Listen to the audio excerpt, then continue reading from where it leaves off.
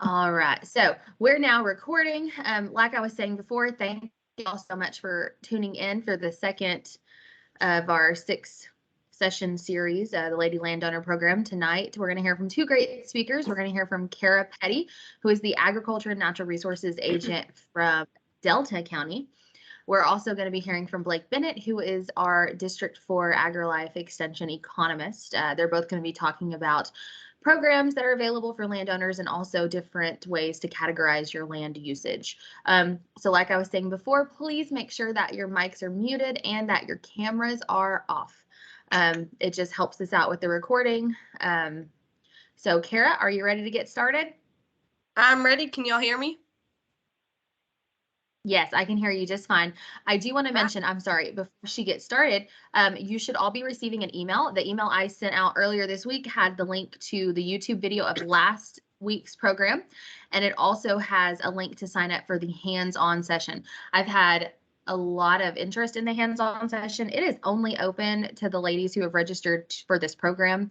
The registration link has been set out. I will not be invoicing for that until we get closer to time. That way I only have to do it once. So if y'all have any additional questions, make sure you reach out to me via email.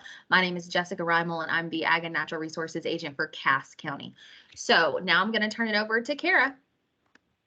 All right. Thank you, Jesse. And I'm glad y'all are with us today. I'm just going to be talking a little bit about some resources that y'all can utilize as landowners. We're going to go through a few things, and I'm going to show y'all some loan programs. I'm going to show y'all some programs from NRCS, FSA, that kind of stuff. Just some things that y'all can. I think we're recording this right to send out.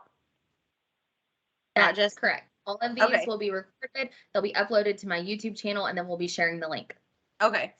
And I can make a link, also a little page with the links if y'all need me to. But we're going to get started, and I'm going to talk first about the NRCS, some of their programs, the EQUIP program. And I'm going to click on a link here in just a second and show y'all kind of where it starts, where y'all can look for it. But this is a program. Under this program, farmers and ranchers can apply for practices such as ponds for livestock water, paid by the cubic yard, X-fence for rotational grazing, paid by the foot, grass planting, bush removal, paid by the acre. And I just want to say real quick, have you already shared your slideshow, Kara? Yeah. Okay, we cannot see it. So let's take a minute and let's reshare that. Yes, and once again, if your camera is on, please turn your camera off. It says I'm trying. Is it now? Can y'all see now? Yes. Okay, so there you go. Take off. Okay. So yeah, like I said, the EQUIP program, all these different things, bush removal, paid by the acre. I do want to say it is important to contact your local office, just to see, what you qualify for. I posted the districts on there to see. I think we're in district, well, some of y'all may be in district 4 or 5, but I'm sure y'all have a NRCS office near y'all, and that's important to see what you qualify for. And let me get to this. There's also the Conservation Steward Program, which I'm gonna pull this up real quick and kind of show y'all so y'all can know what to look for, and tells you kind of what it is. They've got a lot of information on this. It says, our conservation stewardship program helps you build on your existing conservation efforts. Let's see what else it says. Grassland Conservation Initiative. There's a lot of different things. There's a fact sheet right here. It'll kind of tell you, what it is, what are the benefits, if it's right for you. So that's something that you can look into and kind of see those different things. let me get back to this. All right, and so FSA, so there's NRCS, there's FSA. I got this farm loan fact sheet that will show you numbers, it will show you use of proceeds. I mean, it'll show you pretty much everything you need to know. And like I said, I think I'm gonna print or make a little spreadsheet of this and I can send it out. But it'll tell you the maximum of loans, rates, and terms. And like NRCS, I think it's important that you reach out to a local FSA agent just to see what you qualify for. They'll tell you what you're needing to do and all of that. This is a thing that I thought was important to put in here for this program. Just loans for beginning farmers and ranchers. Some of y'all may be just starting out, and it kind of tells you right here,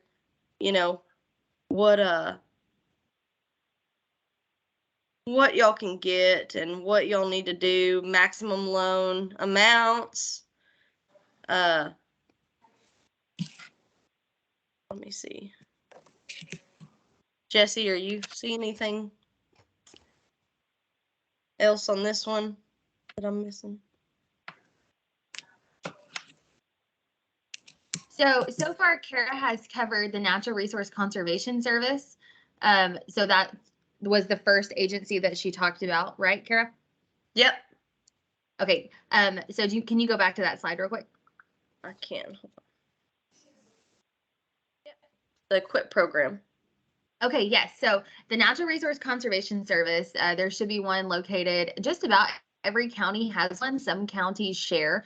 So for example, my county, we have the Marion Cass, and they're typically in the same office as your soil and water conservation district. So this agency offers technical assistance, so they can come out, they can look at things. If you ever are thinking about having a pond built or something like that, they have hydrologists on staff. And these are all programs that your tax dollars already pay for, so it shouldn't cost you any additional money for them to come out. So this is an excellent resource, but they do specifically lean towards natural resource conservation. So that's always going to be their primary goal, not maximizing ag production necessarily. So when we talk about the EQIP program, that's going to be a great program for folks to purchase things like capital.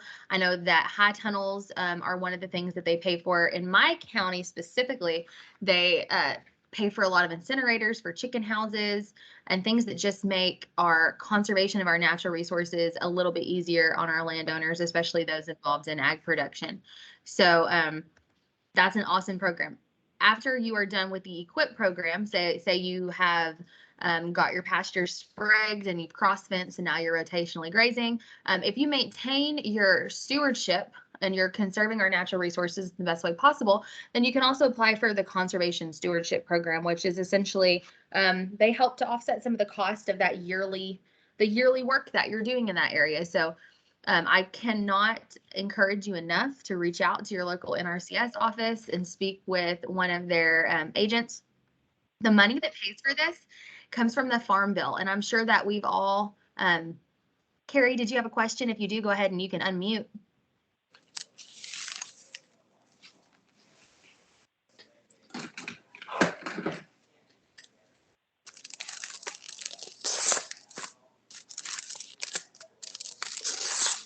Okay, so I'm just going to ask again if you are just joining us, because we're still admitting people, make sure that your mics are turned off. We can hear everything that's going on in the background if your mic is on.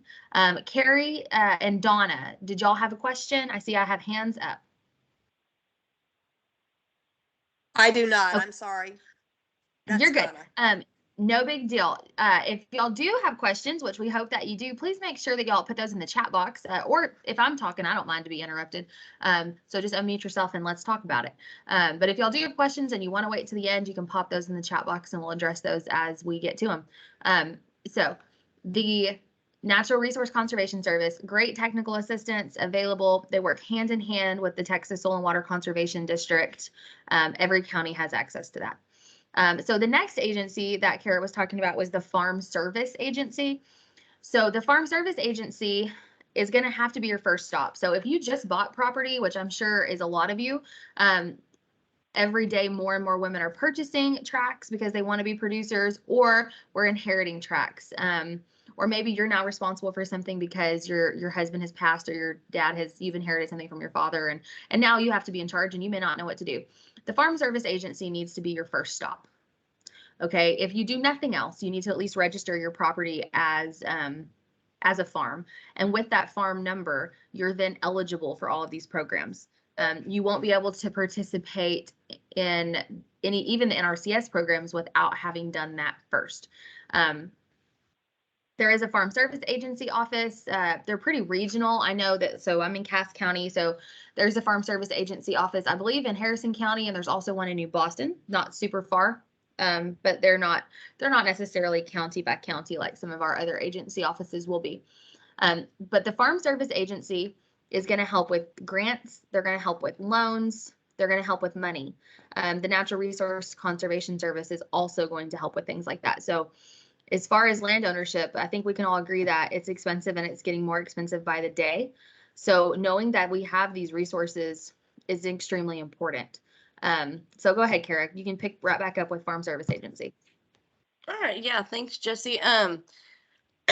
So a couple of other, loans that I thought that were fitting for this group, would be this one, the socially disadvantaged. And I know that sounds, kind of like that wouldn't fit, but, this is kind of like for, let me find it, for women, for, minorities, just something like that. And, like I said, there's a ton of qualifications you have to meet for every single loan, that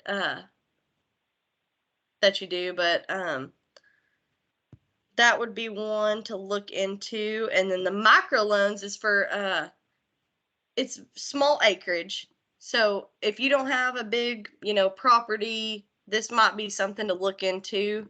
It tells you how to apply, requirements, all sorts of that, who's eligible. And so these are really good resources just to look into, see if you qualify. So let me get back to this. So FSA is a really good, a good contact to have, just to look into and talk to them and see, what you can get there. Texas Parks and Wildlife is our next one. There are wildlife biologists locally. Y'all can give them a call and they can help you out. Here is what I saw about our private lands and habitat program. Gives you, landowner incentive program.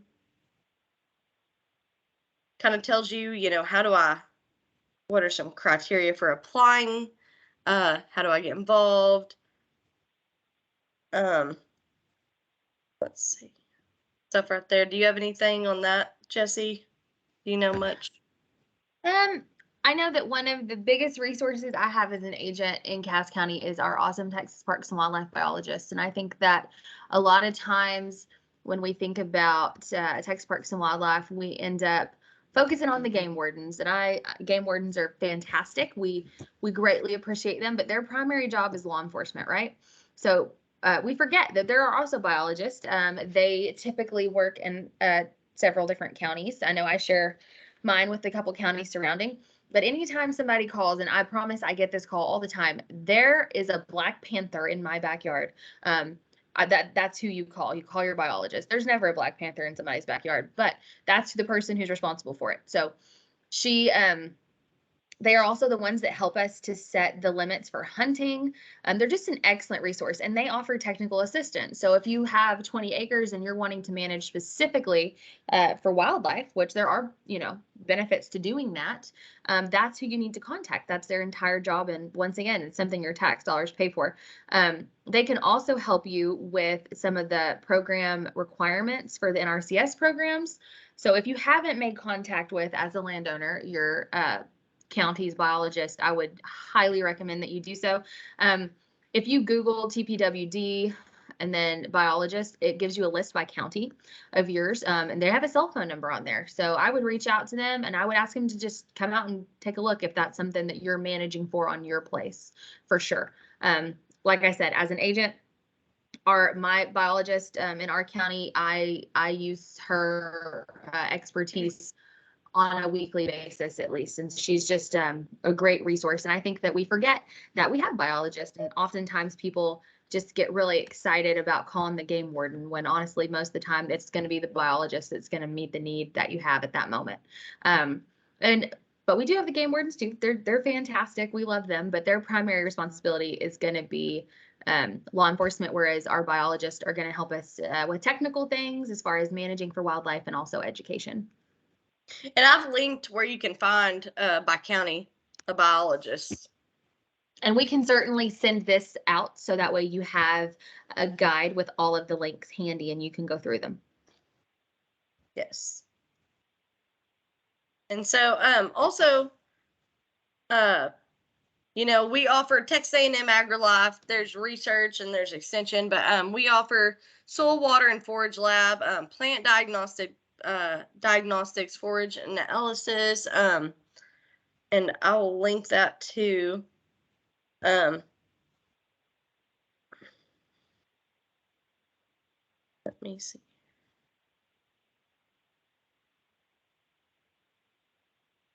So like Kara is fixing to get started talking about extension. And so I'm assuming most of you are familiar with your local extension program, since that's probably where you got information for this program, or I shared it in one of the hundreds of landowner groups I'm in on Facebook, because that's how we get a hold of people these days, is social media. But Texas A&M AgriLife Extension is a branch of Texas A&M University. We are the land grant university in the state of Texas, so we receive federal and state funds to help us to educate landowners. There is a extension office in every single county, I think, except 2, and that's because they share. So through extension, we also have what Kara had up on the screen a second ago, which was the soil and forages lab. That's an awesome resource. Hey, Jesse, can you see my screen, like my, when I click links? All I can see right now, my friend, is it says Farm Service Agency and it's not in presenter mode. Oh, okay. Okay. Okay, and Carrie had a question in the chat. She said, do you have to have a specific amount of land to register? No, you do not. I helped a landowner about 2 weeks ago. She just bought 2 acres and she is wanting to do some hoop houses, some organic farming, and like farm to table kind of things. And she's eligible, right? There's lots of urban farms. If you're producing, if you're helping to feed, that your farm, you count. So, and the best thing to do is to call your local office and develop a relationship with the people that work there, and they're going to be there to help you figure out all of those ins and outs. We're going to give you the basic information so you know what's out there. But you really got to develop those relationships with the people at your local offices. So Kara, can you, do you want to go back to the extension stuff? Sure. Let me get to it. I was thinking y'all were seeing my stuff. So what I was saying about, soil, water, and forage testing laboratory. I mean, there's a soil submittal form. There's water submittal form, plant and forage submittal form. There's a lot of different things that we can do to test those things on your property and send in with your local agent. And there's a forms online. I mean, those are things you can get online and see, and take it to your local agent. They will know what to do with those. So that's a good link to get to and get those forms ready and take to your agent. And so we can do that. Another thing that Texas A&M does is a Forest Service. They have a forest stewardship program through landowner assistance programs like the Forest Stewardship Program.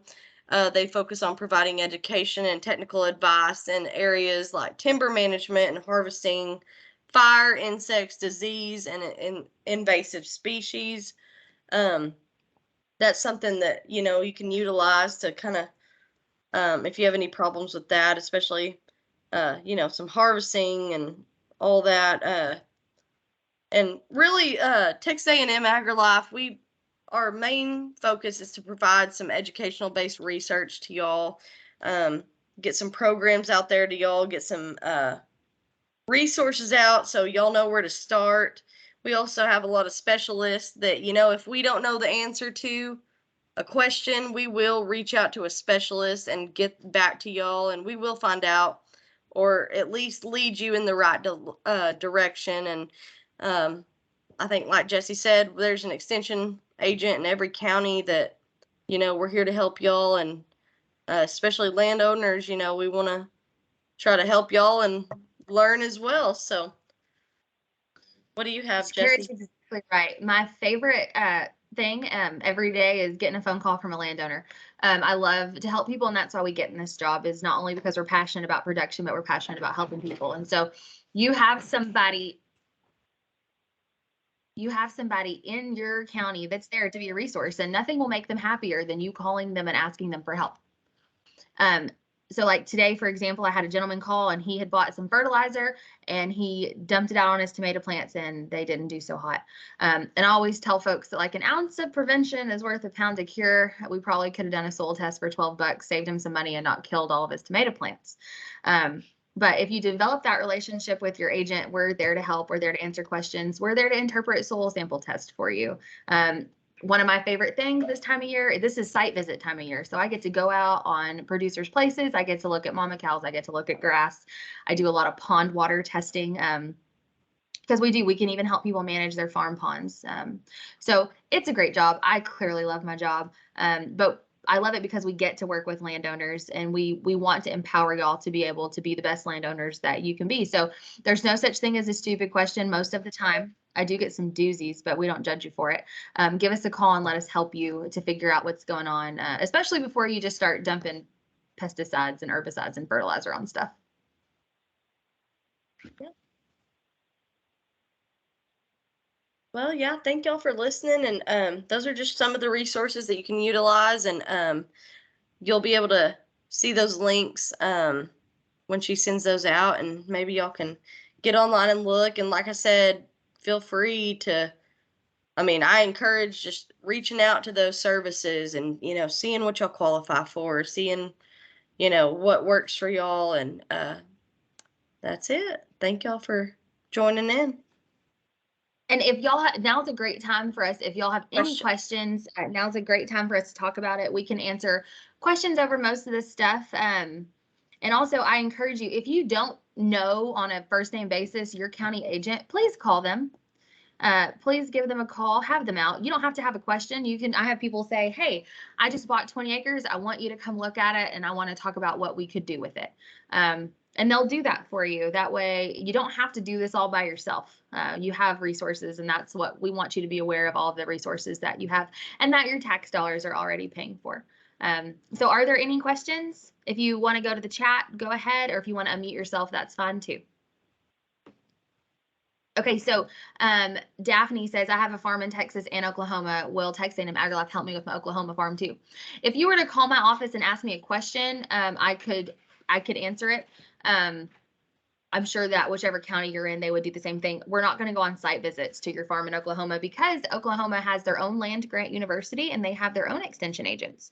So you will have the additional benefit of having 2 extension agents that you can work with.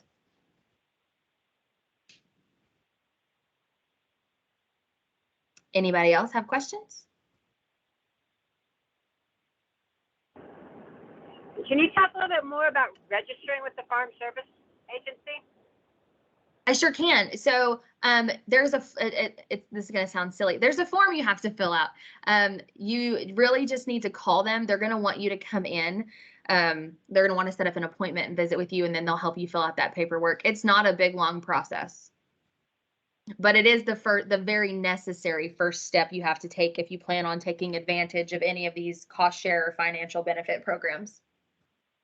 And on a completely different note, I encourage people to register for that because every few years you're going to get something called an ag census in the mail.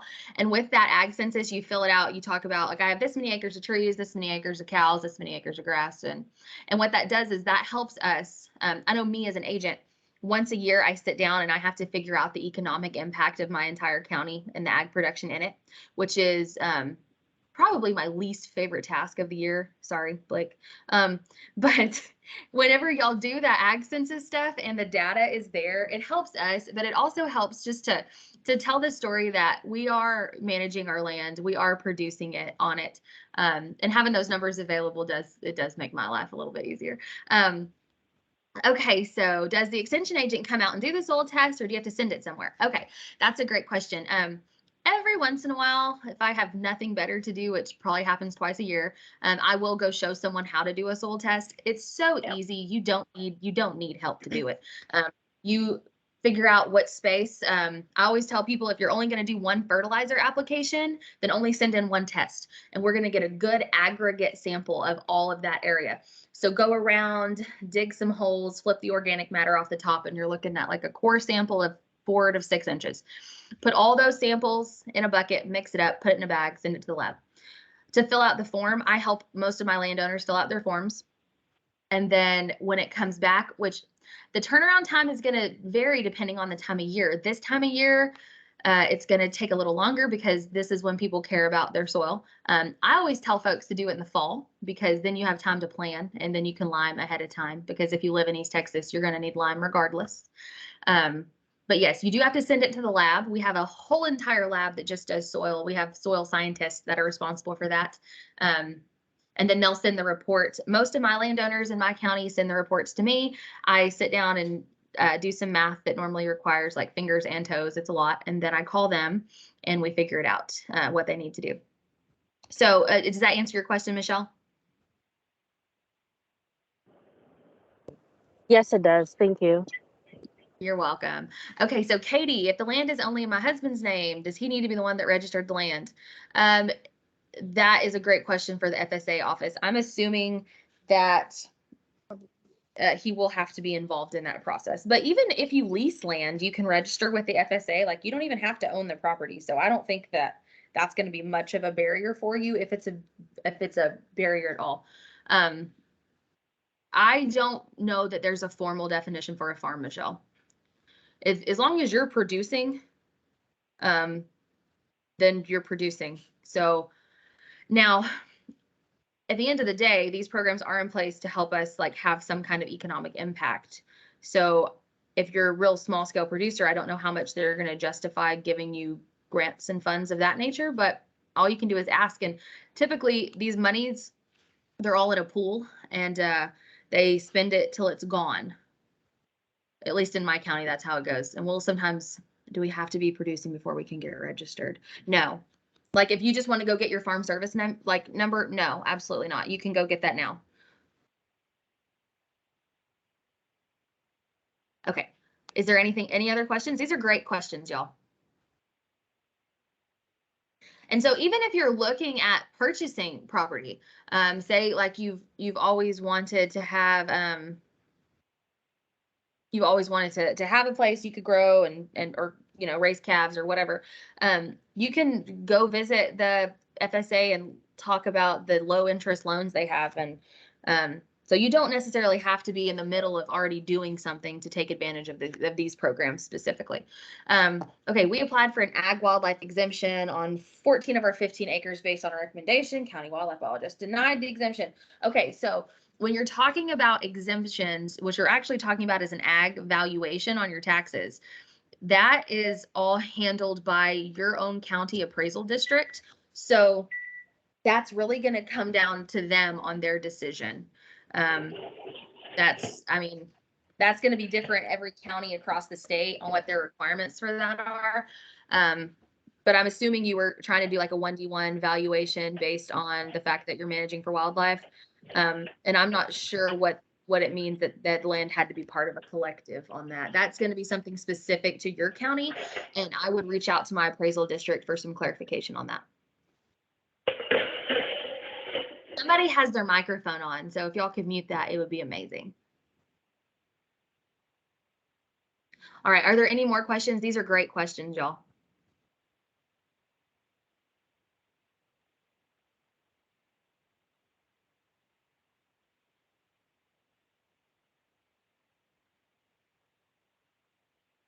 All right, well, it sounds like we're ready to move on to the next thing. It's going to be Mr. Blake Bennett.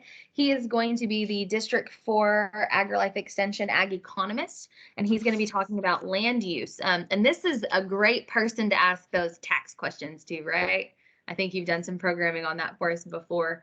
Yeah, done a little bit of programming on that, and that's one of the things that I was going to cover tonight is, you had asked about property taxes, and I'm going to intermingle some of the trends that I'm seeing going on in the area. So great discussion there that you had. I'm sorry that you don't like the ag increment report every single year.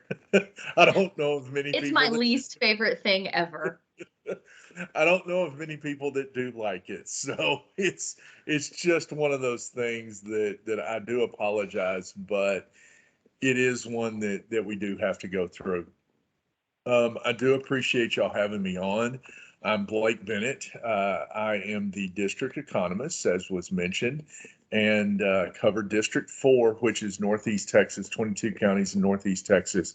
But I do stretch outside of that area as well. I'm based in Dallas. Education is that's my charge as well.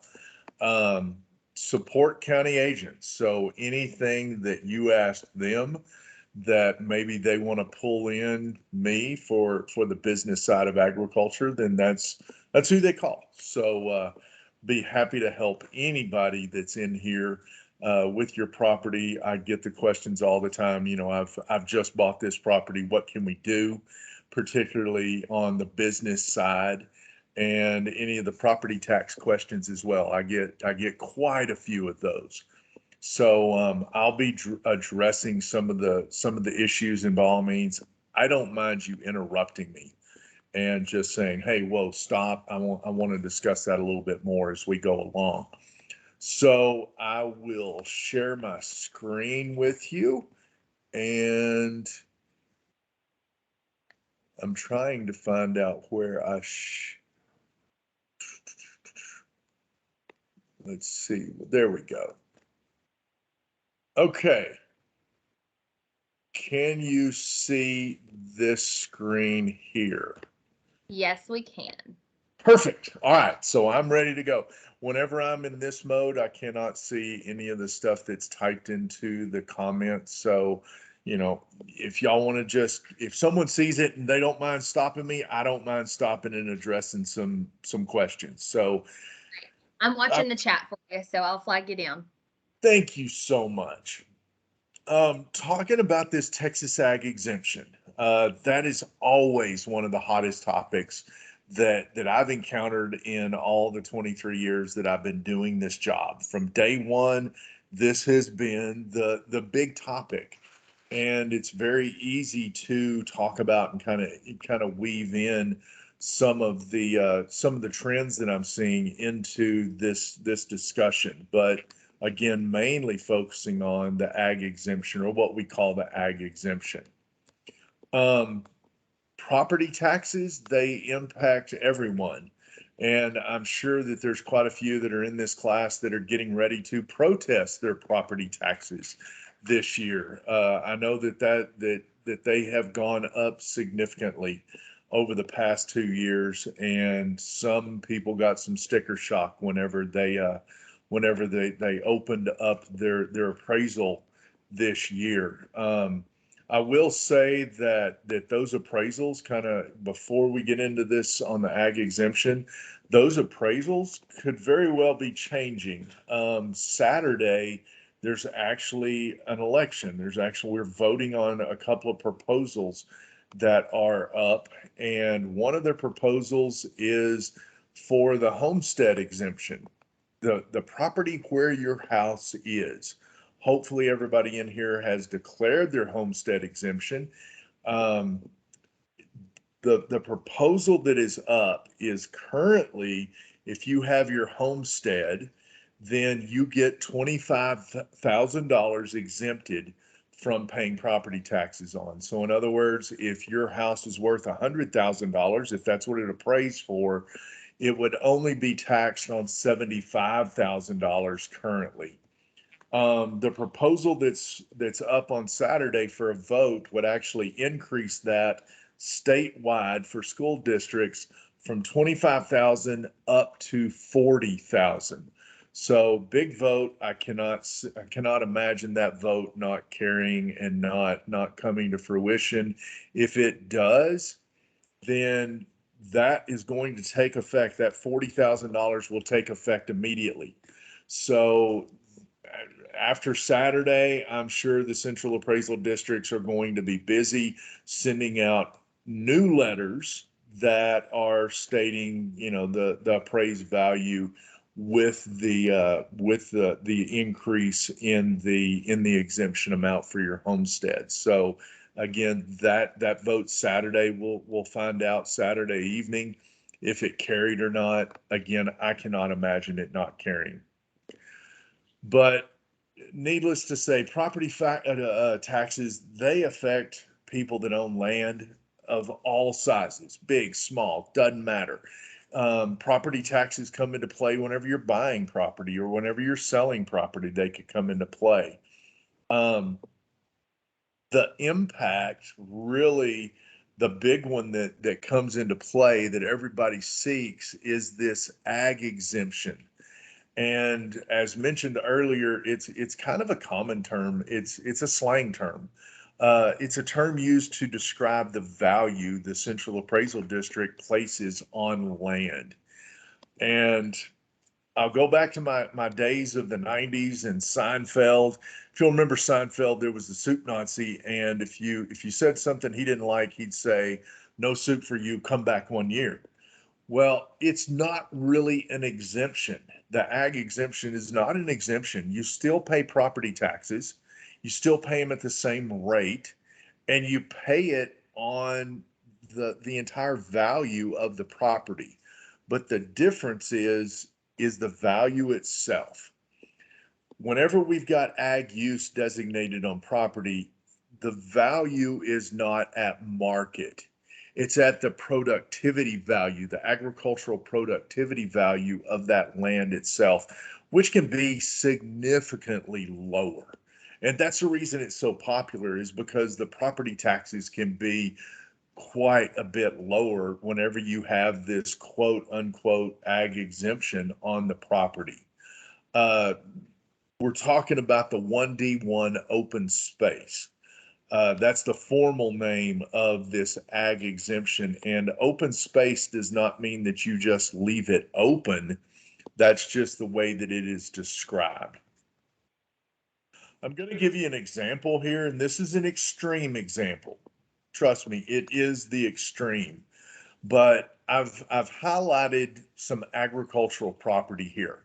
And to give you an idea of what this map is showing, this is the dividing line between Plano and Frisco. The southern part, on the southern side of this highway, is Plano, and the northern side is Frisco. This is Sam Rayburn Tollway that cuts through the middle of it, or Highway 121. On the north side, that it's Stonebriar Mall. That big circled area is Stonebriar Mall. The southern part, this land that I have highlighted in purple, it's actually, it was planted in wheat, and it still had the ag use. It was still designated as ag use. And right in the middle of Plano, we still had agricultural production going on. And so this land was not valued for tax purposes on a dollar per square foot. It was on the productivity value. And to give you an idea, the market value of this acreage, which is 30.84 acres, was $26.8 million. If they were paying property taxes based on market value in 2020, they would have paid $613,000 in property taxes. But this 30.84 acres again was in wheat, so it was valued at its productivity value, which was $4,996. That was the appraised productivity value. Their actual property tax bill on this 30.84 acres was only $163.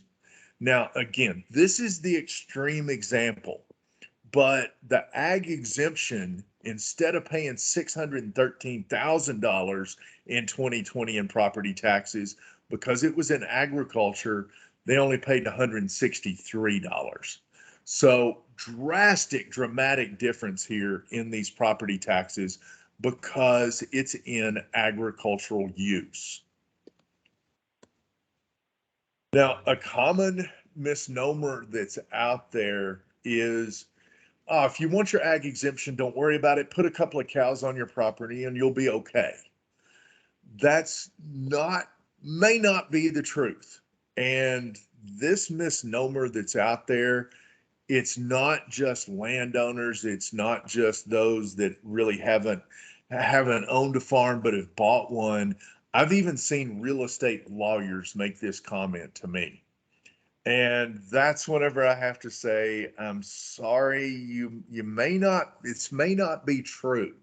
You're gonna see as we walk through this time together that as to why this may not be the case. So the Central Appraisal District of every single county in the state of Texas, their one job is to put the value on the property. That's their only job. The Central Appraisal District does not tax you. That is the tax district. The appraisal district's sole purpose is just to value the land and the improvements on that land. And whenever it comes to agriculture, they've got 6 criteria that they're looking for, and only 6. As far as the law goes, they're only looking at 6 bullet points to make this determination. We're going to go through each one of those. The first one, for if you're going to qualify,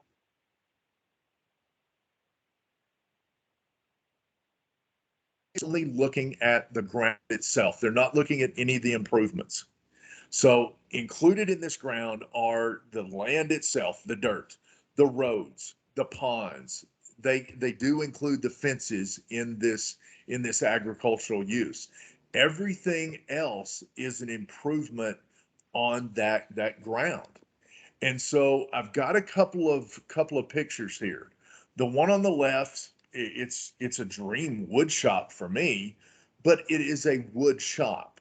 It doesn't have really anything to do with agricultural production. So even the dirt underneath this picture on the left would not be considered agriculture. The dirt on the picture on the right would. There's a farmer there that's putting up hay underneath this barn, and that hay will either be used in the future to feed livestock.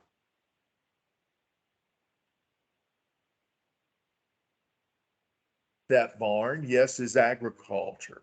Now, the barn itself, the structure itself, that's actually an improvement. You don't get the agricultural use. There's no reduction in value for the improvement itself, for the barn, only for the dirt itself. So the dirt would have agricultural use. There would be a reduction in the value of that property because it's agricultural use, and the barn's an improvement. It would be valued at market. And whenever you take them both together, that would be the entire value of that one bit of area on this property. So that's criteria number one. They're only looking at the dirt itself. The second one, the appraisal district's looking to make sure active agriculture is going on. They're going to do site visits. They're going to see, are you actively engaged in agriculture? Again, we have two pictures here. Picture on the left, I don't think there's any agricultural production going on here. If you're saying you have cattle, they're in the next county because the fences are all down and it looks like they've been down for a while. You don't have any row crops going on on this picture, so active agriculture is questionable there. Picture on the right, I think it's safe to say it's a brand new fence. There's cattle behind that fence, so check, yes, active agriculture's going on.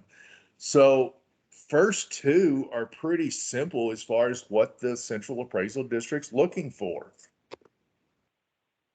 The next one, the principal use of the land has to be agriculture for it to qualify. Got a picture down here, just one of them. And let's say this entire property was one farm, all the way back to the row of trees in the background, in the far background. And this entire farm, obviously, yes, we've got the homestead up.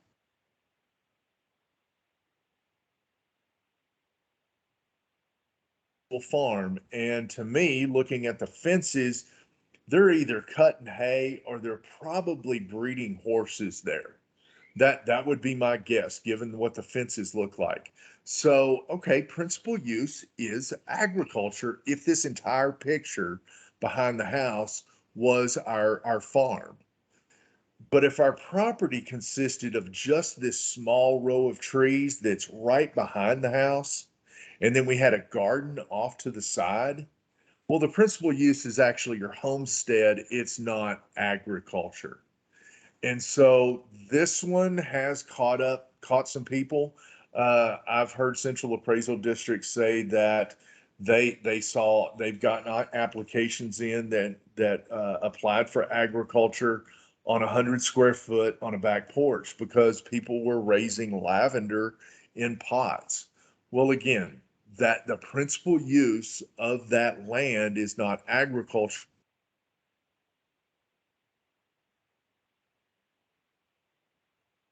Where they are producing agricultural goods, say fruits and vegetables, on top of these high rises, and they're being used by restaurants down below.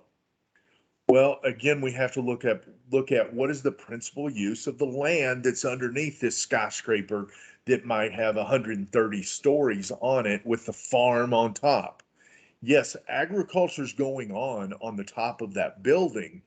However, the principal use are the 130 stories down below that are the office buildings or the offices in that building.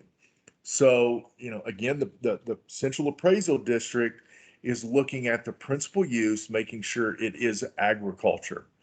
And so far, we're halfway through all of these criteria, and it's pretty cut and dried. Either it is or it isn't.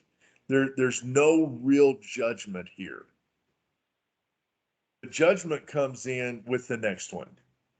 The intensity has to be similar to what we see that's generally accepted in the county.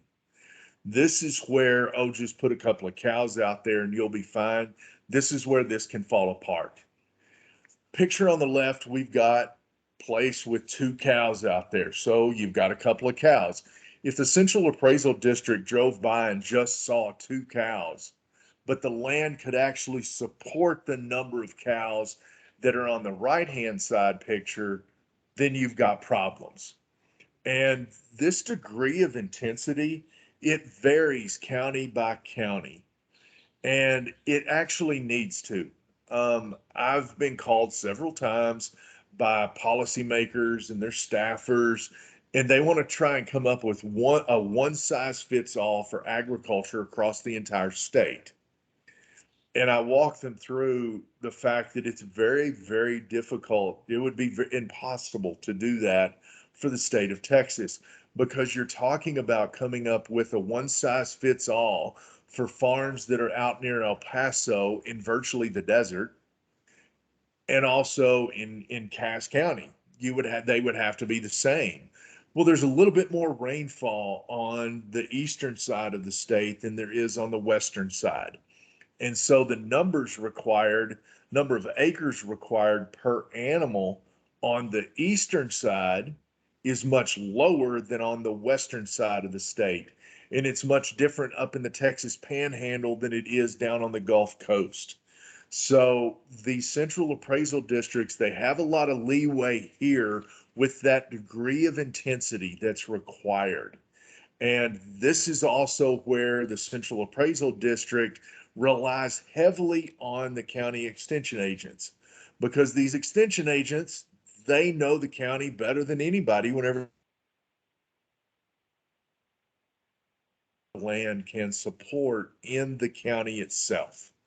And that's why I heard it earlier, get to know your county extension agent. Absolutely get to know them. They're the ones that are in the know across the entire county. And they very much help out the central appraisal district in answering some questions. They span across all these government agencies in helping to provide support. And so again, this degree of intensity, if the central appraisal district's not really certain about it, they're going to consult the county extension agent and ask them, what do you think? The last two criteria, pretty simple. For if you don't have agricultural use currently and you're trying to get it, then you're going to have to show agricultural production for 5 out of the last 7 years. And so that can be receipts, that can be pictures. You have to be actively engaged in a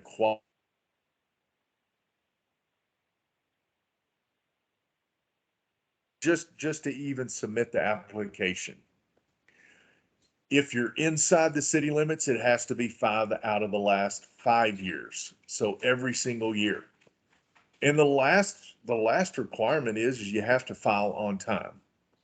Now, April 30th was the deadline for filing for 2022.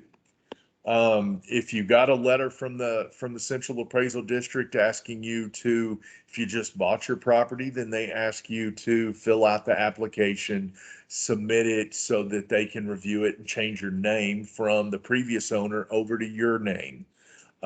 You don't have to fill out this application every year unless the Central Appraisal District asks you to. But these are the 6 criteria, and these are the only 6 that Central Appraisal District has to go on to say, is it agriculture? Is it not? Does it need to be valued at market value?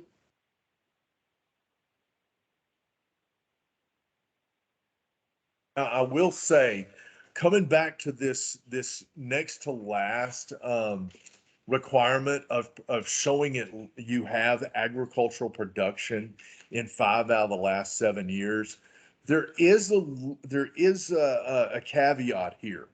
Let's say that I bought some property out in East Texas and it did not have agricultural use yet, but the previous owner, they've been farming it, and they've been farming it, let's say 3, maybe even 4 years. Whenever I buy that property, I could ask the previous owner, would you mind filling out an affidavit? And here's an example of one that would state, I've been farming this land, the previous owner, I've been farming this land for 4 years. And so then the new owner could take this affidavit to the Central Appraisal District, give it to them, and the appraisal district may very well give you credit for the previous owner's work for those years. So you'll be just a little bit closer to getting that agricultural use, again, if you don't have it. If the land already has the ag use and you buy it, all you have to do is just fill out the application to change it over to your name. Now, obviously, yes.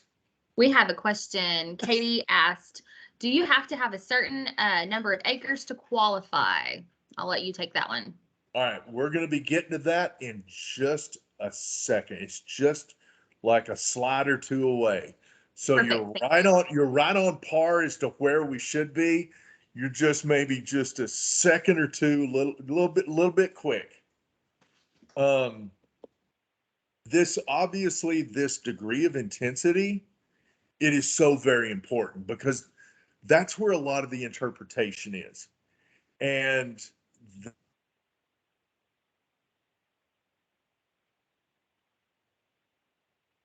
that bad.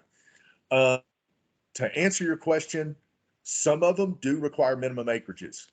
Some of them only look at degree of the degree of intensity, and they ignore acreage altogether. This is why consulting the specific central appraisal district is so very important.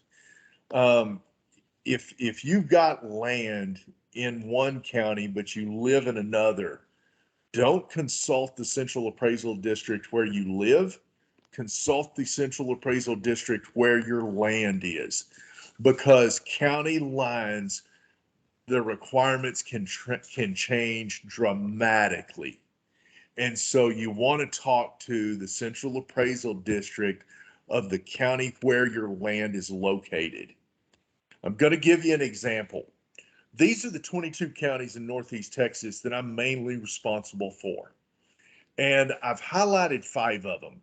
Now, the reason that I highlighted 5 of them is twofold. Number one, they're real close to each other. In fact, they touch each other. Number two, the central appraisal districts of these counties had the requirements listed that they require for agricultural use on their websites. So I could compare one county versus the other just to show you how dramatically different they can be. And whenever I summarize these, I only looked at livestock. I did not look at any crops, because if I did, we'd be here until midnight just going over the requirements for each one of the crops. I only focused on livestock. And here's what we get. For Collin County, which that's McKinney, they require a minimum of 2 animal units run on pasture land for the majority of the year. Now, we'll get into what an animal unit is here in just a minute, but you know, they're indirectly talking about acreage there by discussing how many animal units they're going to require. But they don't directly say acreage. Cook County, which is Gainesville, right up on the Red River, right before you get, it's right up on I-35, just south of WinStar Casino. Their requirements pretty cut and dried. Minimum 10 acre or 10 animal units or 30 acres, period. So they directly talk about acreage there, and they talk about the number of animals. They're cut and dried. Dramatically different from Collin County, which is just catty corner from Cook County. Now, Denton County, just south of Cook County, just to the west of Collin County, they're dramatically different. They say for livestock, they're looking for standard practices. They're looking at annual fertilization, weed and brush control, fences are maintained, stock water, systematic marketing of animals, and property management of the land for long run forage. They don't mention anything about numbers of animals that they require. They don't mention anything about number of acres. They're only looking at your practice itself. Are you doing what's right? And so that, to me, could say 1 acre, or it could mean 1,000 acres. They're going to look at, are you trying to do what's right? Grayson County, which is just north of Collin County, right on the Red River again. They say for native pasture, they want 1 animal unit for every 7 to 10 acres, and they're looking for at least 5 cows if you're doing a cow-calf operation. For improved pasture, it's 1 animal unit for every 3 acres. Again, if you're going to do cow-calf operation, they want at least 5 cows. So they're very specific, and they're even specific by type of grass. Tarrant County, pretty cut and dried. Native pastures, 10 acres or 10 acres minimum. Improved pasture is 8 acres minimum. Now, I find it pretty interesting. You know, Tarrant County is Fort Worth. And I started thinking about why are they so cut and dried with livestock? Why is it 8 acres for improved pasture and 10 acres for native? And I asked the county agent there, and I was told, well, that's how many acres it takes to run one horse in Tarrant County. So no matter how much concrete Fort Worth lays, no matter how urbanized they get, they're still basing their decisions on a horse. I will say also, there's some central appraisal districts down near Houston.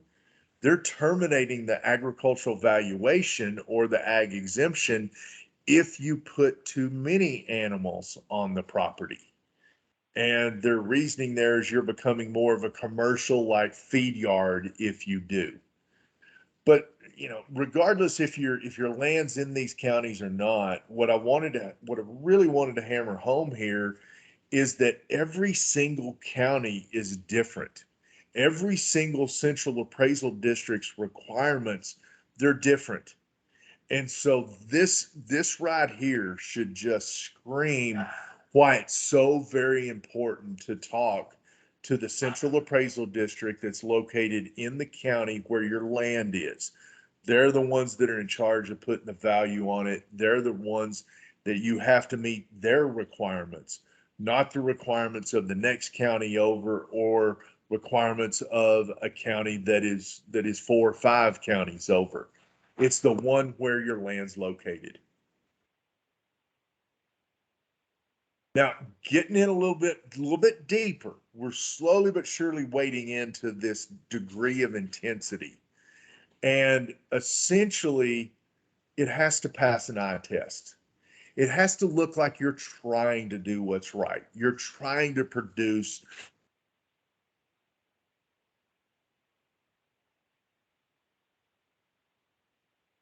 you're different. I would consult them. And let's see, I just got a pop up. Can y'all still see my slides? Yes, I can still see your slides. Okay, sounds good. I don't know why it popped up here in the middle, but I will try and minimize. There we go. For some reason, it maximized my meeting window down here instead of my slides, and so they kind of went away. Talking about the eye test, I've got an eye test here, and I think that we all can probably pass it. Got a couple of different types of farms in each one of these pictures. Up at the top, we've got 2 lavender farms. We've got a picture on the left of a lavender farm, picture on the right. I don't know anything about lavender, about growing lavender. I haven't really studied that. But I'm guessing that I can probably guess one thing about it, though, about lavender that I know for sure. At least someone in here has something lavender in their house, whether it's soap or whether it's a pillow that you put in drawers so that, you know, the stuff in the drawers don't stink. That's about as far as my knowledge of lavender goes. But I can tell you this lavender field on the left at the top, that looks like a lot of work. That looks like they're trying to do what's right. If you're going to say that you've got a lavender field with a picture on the right at the top, I think you better try again. It looks like you've got some problems there. Now, that doesn't mean that that farm doesn't count, but it's going to be real questionable. If you don't have a drought going on, you've got some problems with this quote lavender farm on the right-hand picture. Look at the middle pictures. We've got hay production. Hay on the left-hand side, it's safe to say, that hay's brand new. It was just rolled. You can tell that the field was just cut whenever you look behind it, and there's rolls behind the in the background. This looks okay. The picture on the right-hand side, I think we all know that hay's been there a while. It's probably been there a couple of years, given how it's aged and the grass that's grown up around it. This one on the right-hand side does not pass the eye test. Left-hand side, okay, yeah, it does. Down at the bottom, we've got cattle grazing. On the left-hand side, yeah, I mean that looks good. Right-hand side, the right-hand picture, if you say that there's cattle out there, I don't think that you've seen them in 2 or 3 years. So again, does not pass the eye test.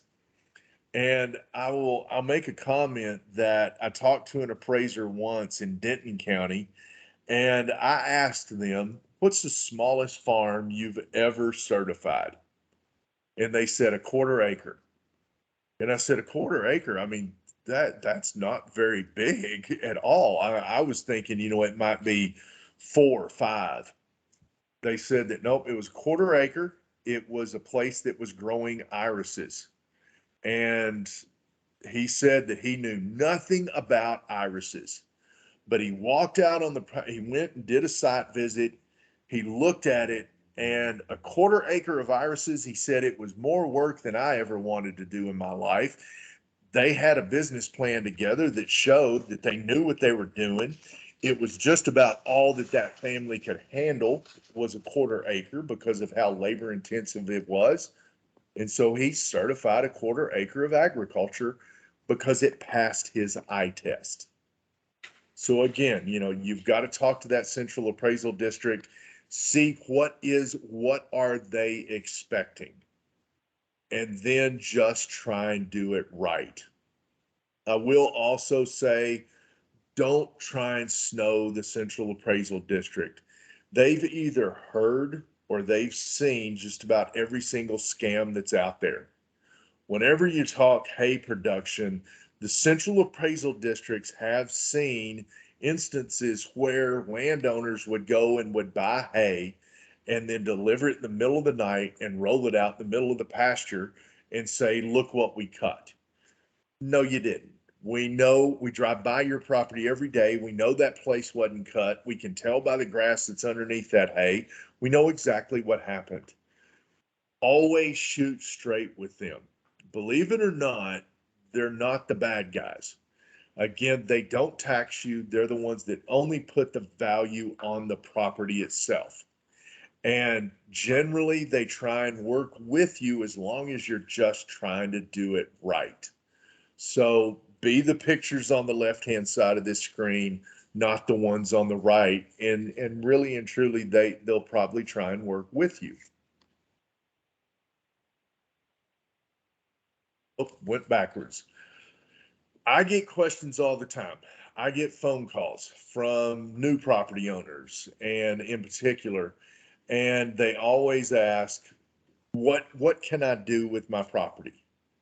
And I usually ask them to go to the Central Appraisal District and provide some answers to these questions. Once we know the answers here, then we can start narrowing things down. Number one, I want to know, is there a minimum acreage in that county? And is there a minimum acreage that are for crops? And is it different from livestock? Some counties, yes, it is. Some counties, as you've seen, they don't look at minimum acreage. Then for crops, I want to know what type of typical yields are you looking for? And also, do you require a written production plan? Most of the time, the answer there is no, unless you're going to go maybe with some container trees, container plants where you're growing everything in a container to ship out, or maybe even if you have like a specialty crop like wine grapes, they may require a production plan to make sure you know what you're doing. For livestock, I want to know the number of animals required. And probably if there's any limitations on the type of animal. I do know that some counties, they say we're only going to do sheep, goats, cattle, your traditional agriculture, traditional livestock. They're not going to get into something like maybe llamas or alpacas. And even if you say, well, these llamas and alpacas, I'm stocking them at the rate that I should. We shear them twice a year. We collect the hair and we're selling that hair. The Central Appraisal District may say, no, we're not going to get into that right now. So these are just the basic questions. Answer these for me, and then we can start really making some headway as to what you can do. Looking at Northeast Texas, just some general, here's some things we can expect from central appraisal districts, and also what the appraisal districts will be looking for in terms of amount of production. For horses, most central appraisal districts are going to require that you're producing offspring, and then you're either keeping those offspring or you're selling them. They're not going to certify pleasure horses. That's not going to work. That won't get you there. For livestock, generally going to have to be either raised and they're either kept for your own rebuilding of a herd, or you're having livestock, you're having reproduction, and then you're selling those calves, or the young sheep or goats.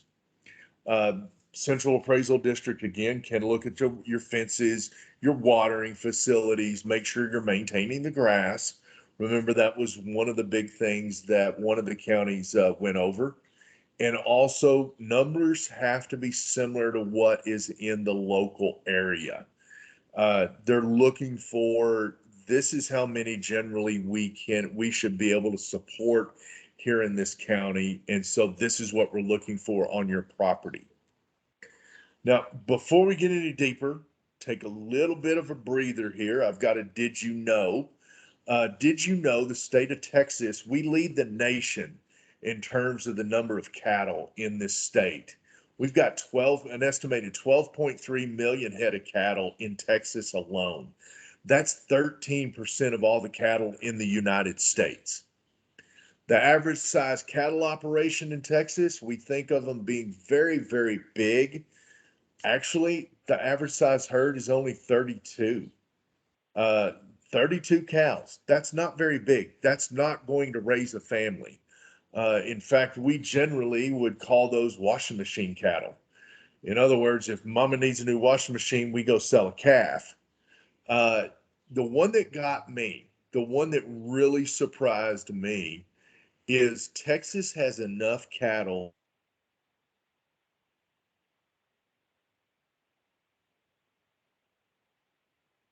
in this state. That is a lot of cattle. And in particular, whenever you think about the fact that given the population of Texas, we could put 106 people per square mile. Well, there's 45 head of cattle for every single square mile in this state. That's a lot of cattle. And so that leads to one of the general trends that I'm seeing in agriculture, and it's been around forever, is large and small operations turn to cattle here in the state of Texas. We just produce cattle. Now, smaller operations are making a little bit of a shift here. Some of them are starting to band together. We may have one location that has 20 acres, one farm that has 20 acres, another one may have 35 acres, and then you've got another location that may say have 16 acres. And you've got a big number of these smaller operations.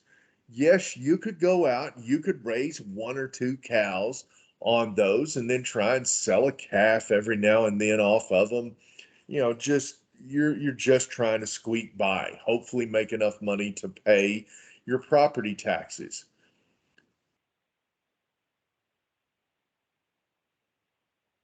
and they're trying to all agree on the same type of cattle, and then they try and produce calves at the same type of time of year, and they try and sell in larger groups.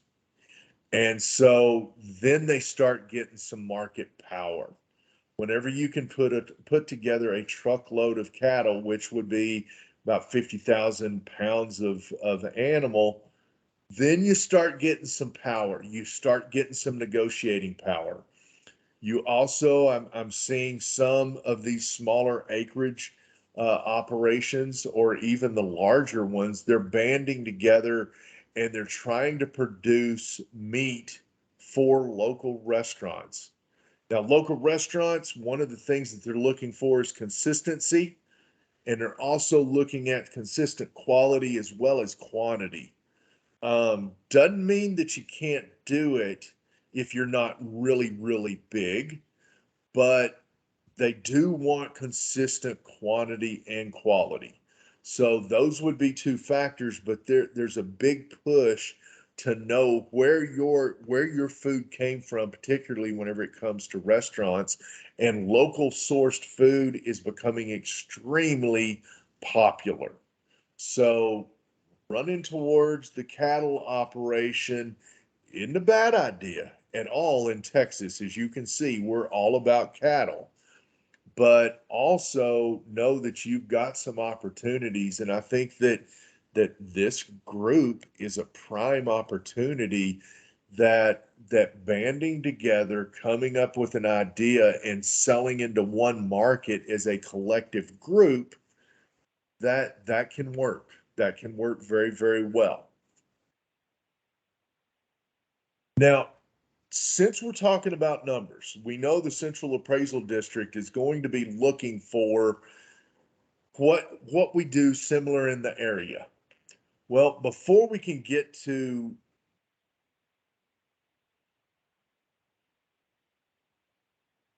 county, we've got to learn a few terms.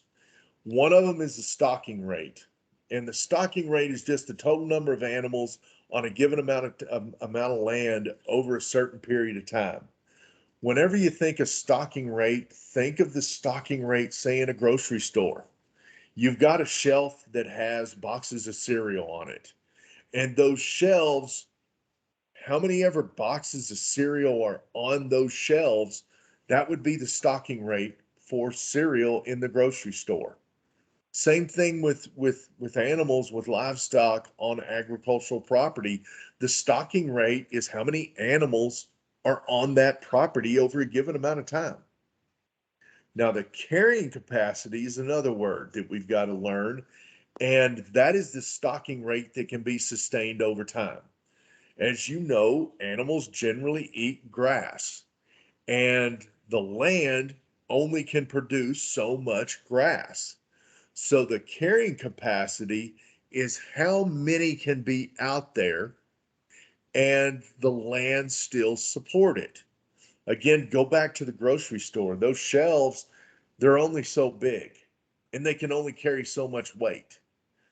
If we try and put too many boxes of cereal on those shelves, they're going to start falling off the shelves. Or maybe we would even break the shelf itself if it got too heavy. Same thing goes for land. The land can only support so many animals. You put too many out there and you're going to end up in a wreck. There's going to be some breakage.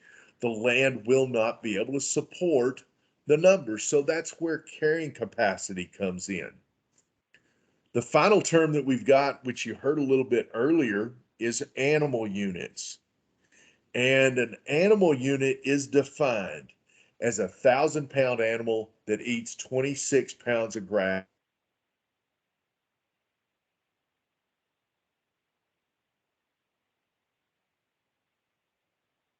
That all animals are not created equal. That's why we've got the term animal units. One cow is one animal unit. A goat, it's smaller than a cow, obviously. It eats less grass than a cow, so it's a fraction of an animal unit. In fact, one goat is 0.19 animal units.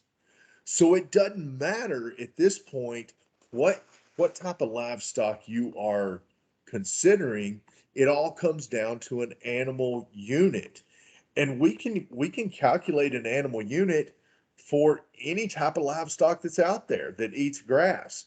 In fact, an 1,100-pound horse, that's 1.1 animal unit. Again, I mentioned earlier.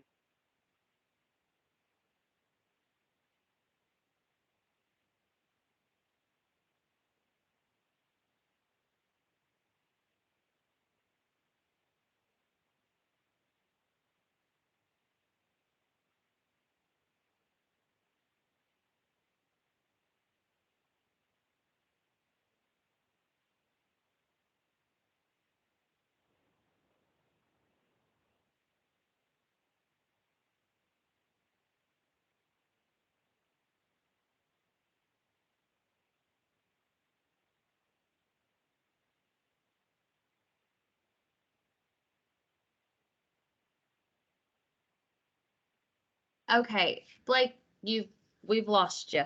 I thought maybe it was just me since I'm in the middle of the forest. But I'm seeing some comments that it's other people. So let's give him a minute and see if he comes back to us.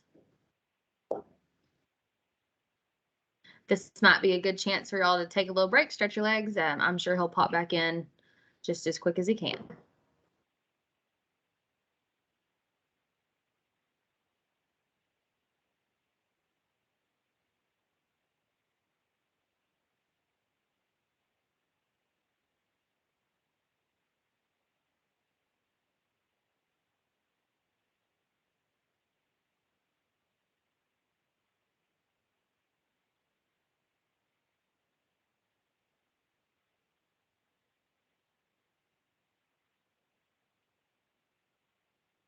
You're back. I think you lost me there for a second, didn't you? We did. We were just patiently waiting, hoping that it wasn't. I don't know where I was lost. You were but- talking about animal units. Okay. Did I get to here? You did. Or was I on this slide? You were on the next slide. I was on the next one. Good. Okay, we didn't miss that much. Effectively, we can calculate an animal unit for anything that eats grass. Here, one cow is equal to 5.26 goats. Both of those are one animal unit. Now, I know you're saying, what is 0.26 of a goat? The county agents are cringing right now.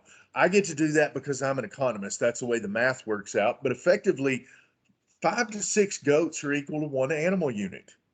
And, you may think it's funny, but the county agent in Collin County was asked at one point, how many guinea pigs would it take to make up one animal unit? Well, as funny as it may sound, the Collin County agent said, you know what, that's an interesting question. I think I'm going to do the math. And it's like 980 guinea pigs would equal one animal unit or something like that. We can calculate it for any animal. And that's why whenever you talk to the Central Appraisal District, they're not going to be talking about the number of cows or number of sheep or goats. You're going to see them referencing the number of animal units themselves. Here's an example. Let's say that we've got typical acres up here in Northeast Texas, are recommended for this area for native grass. That's grass that was here that we didn't plant that would just be here naturally. Somewhere between 4 and 6 acres per animal unit. For improved grass, that grass has a little bit more nutrients in it. Need about 3 to 5 acres per animal unit. So if we have a place that is 20 acres, the Central Appraisal District is going to be looking at 3 to 5 animal units on native pasture. That means 3 to 5 cows, 19 to 31 sheep, or 16 to 26 goats. For improved pasture, you can stock it a little bit heavier. So in other words, 4 to 6 animal units for that 20 acres. So 4 to 6 cows, 25 to 38 sheep, or 21 to 32 goats. I haven't really seen central appraisal districts. If you ask them, I'm thinking about goats. This is the conversion. I've talked to the county extension agent. This is what they think the stocking rate should be. Central appraisal districts will probably say, okay. If it sounds, if you come in really, really under what generally is the average for the county, the central appraisal district may say, why are why are the numbers so low?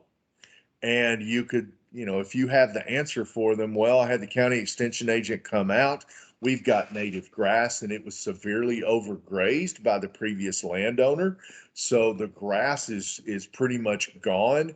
We're going to try and stock it a little bit lighter right now to try and get the grass to come back. That shows the central appraisal district that you're trying to do what's right. Number one, you consulted the county extension agent. They came up with, here's some recommendations. Then you're trying to promote the long run viability of that property. Again, the central appraisal district will, if you're dotting all your I's and crossing all your T's, generally they're going to try and work with you. Whenever we talk about hot ag commodities in Texas, one of them that is just it's on fire is beekeeping. Beekeeping has become such a popular ag production commodity because the state of Texas has beekeeping, and it's written in stone as to what you need to do here and what the requirements will be across the state for every single county. The requirements is you need a minimum of 5 acres for beekeeping. You need 6 hives for that first 5 acres. You need 1 additional hive for each 2.5 acres over that, and the maximum is 20 acres. So that is set in stone. There's no ways around it, except I'm going to say sort of.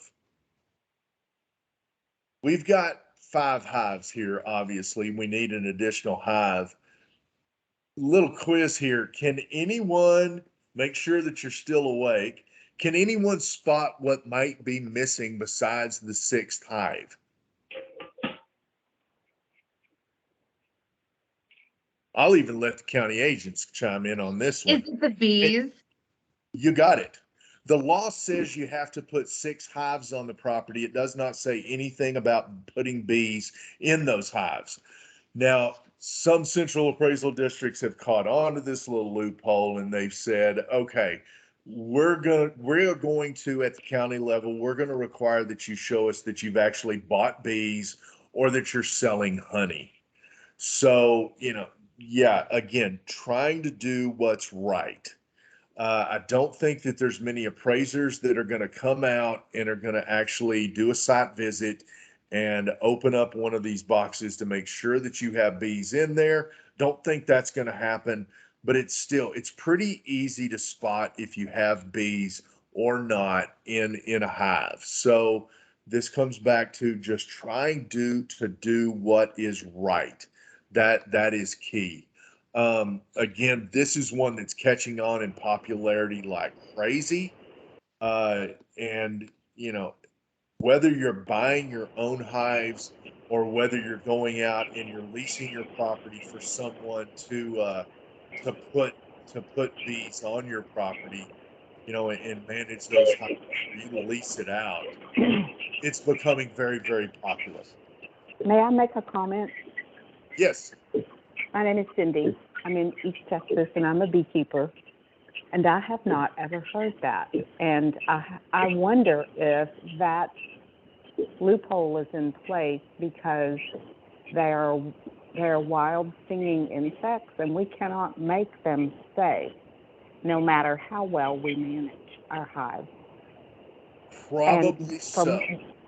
From 1 week to the next, I've gone from 10 down to 8, and I did everything right. I've been beekeeping for 4 years, and I tell people that all the time. You cannot make them stay. So, it's not like a cow or a goat, Right.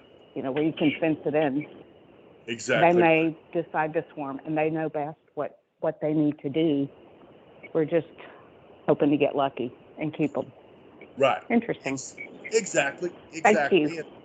And there's that probably, you're absolutely right. That's probably why they don't address that there has to be bees present, because Mm-hmm. again, you cannot fence them in. Perfect analogy. Mm-mm. That's exactly what I was thinking. Again, though, some central appraisal districts are requiring that you show that you bought bees, you tried to do what's right, you've tried to keep them around, but they realize that you may not be able to. Whenever it comes down to this, I would talk to the central appraisal district if you're looking at going the bee route. Uh, I would clarify with them and make sure we know the minimum requirements. 5 acres, you need 6 hives for those 5 acres. You need 1 hive for every 2.5 acres over that. So if you have 7.5 acres, that suggests you need 7 beehives. If you have 8 or 9 acres, I would ask the central appraisal district and say, you should actually go with 8 hives, but do you want me to do 8 or do you want me to do 7? Keeping in contact with them, open communication with them goes a long, long way. Someone mentioned wildlife earlier. You absolutely, it's on the books. You can get your ag use based on managing the wildlife. First requirement, though, is the land has to be in agriculture already. So maybe you bought it and it was already in agriculture, or maybe you've been farming it, or you've been raising livestock. It already has that quote unquote ag exemption. If you've already got it, you can submit an application to change it over to wildlife, and you're going to manage wildlife instead of growing a crop or raising livestock. With the wildlife exemption, or with the wildlife component, the central appraisal districts have they've kind of defaulted to Texas Parks and Wildlife, and had Texas Parks and Wildlife come up with some criteria here, and they came up with 6 areas that you would have to that are potential for management to promote wildlife. You get to pick 3 of the 6. Now, my suggestion: don't do just 3. If you're going to choose the wildlife route, choose maybe 4 or even 5, and then within each one of them, go above and beyond what's needed. The 6 criteria, the 6 areas of management. The first one: habitat control. That could be coming in and clearing some trees, or creating some brush piles for some of the wildlife for cover. It could be coming in and doing some erosion control. There's a whole long list within habitat control that Texas Parks and Wildlife have come up with that would qualify.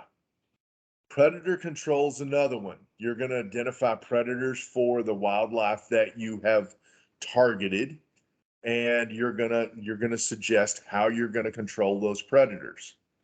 Providing supplemental food or supplemental water, providing shelters. And obviously those are going to be different for different types of wildlife. You're going to actually state, this is the wildlife I am targeting. Maybe it's deer, maybe it's migratory birds. I don't know what it's going to be for you. I would suggest, please, please, please don't try and target promoting wild hogs. Not in the state of Texas. We're doing everything we can to get rid of them. And if you go down that route, I don't think your property taxes are really going to be the thing you got to worry about. It's going to be your neighbors that are going to be coming after you if you're trying to promote wild hogs. But you'll target specific species. And again, it could be migratory birds. Maybe in West Texas, it can be quail. It could be deer.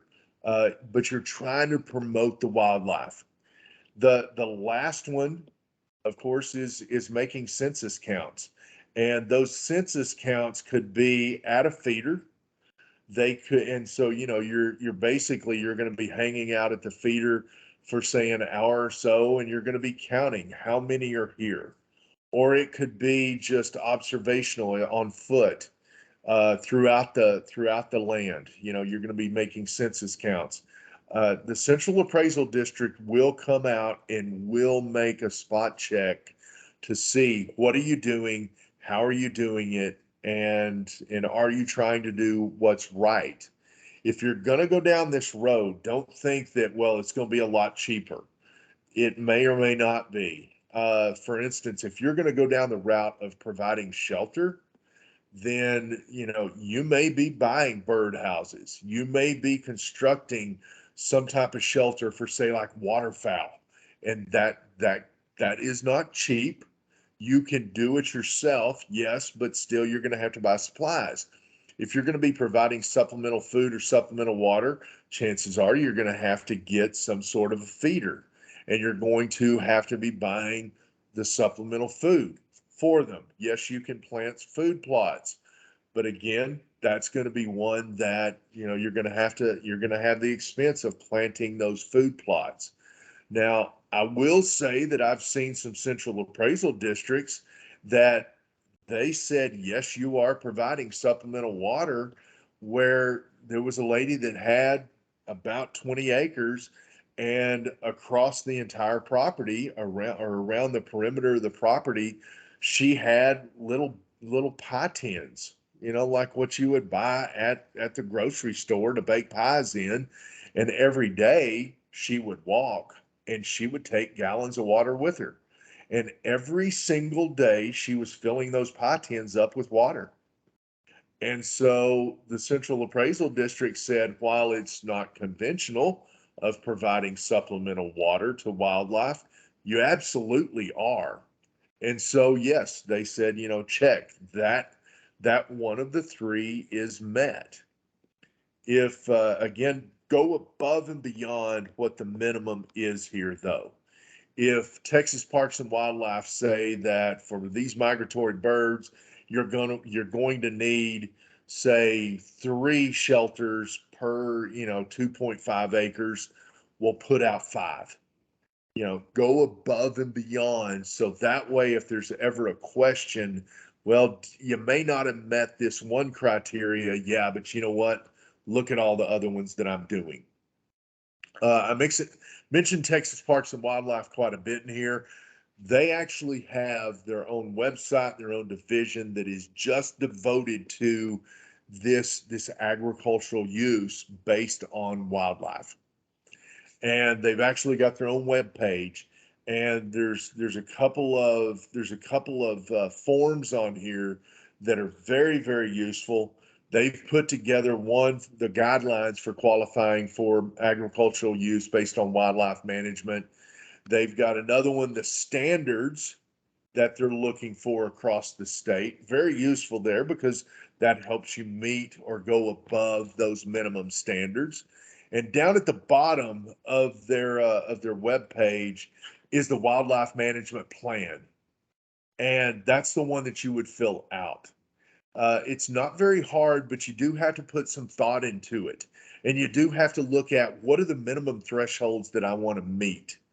There's even some companies out there that will come out and will help develop a plan for you and help you manage it.